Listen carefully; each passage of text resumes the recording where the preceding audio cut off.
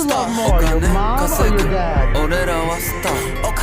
Hey, man. Who do you love more, your mommy or your daddy?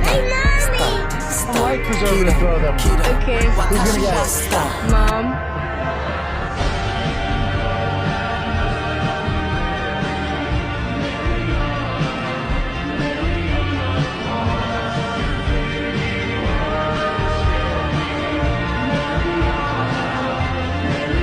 Wala namang issue kung mahal talaga ng mga anak ang nanay nila.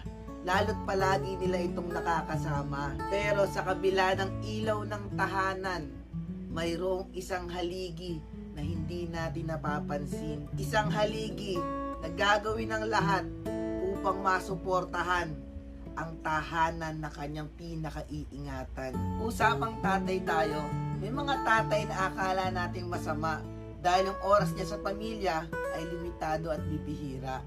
Pero kung atin palang tutuntunin, malalaman pala natin na mahirap pala maging isang ama na sa bawat araw ay kailangan kumilos ka para may makain at may mauwing pera para sa iyong pamilya.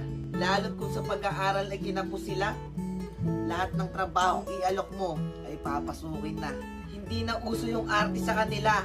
Kahit na magpuro grasa, pawis, pintura o kahit anumang mantsa, binabaliwala alang-alang sa mga taong mahal niya. Hindi mo makikita ang nanghihina, ngiti pa rin ang salubong sa bawat uwi niya. Walang bakas ng pagod, bagkus saya ang dala dahil mayroon siyang kinitang pera sa araw na to para sa kanyang mahal na pamilya. Ganyan ang karamihan sa ating mga dakilang ama.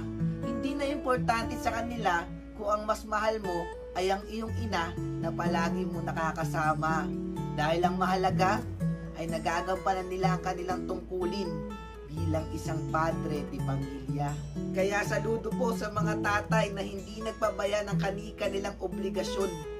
Kayo po ang totoong inspirasyon para ipakita sa mga susunod na henerasyon na ang buhay pamilyado ay puno man ng saya at pag-ibig na totoo, ay ang kalakip naman nito ay ang mga pasanin at sakripisyo alang-alang para sa mga taong mahal mo.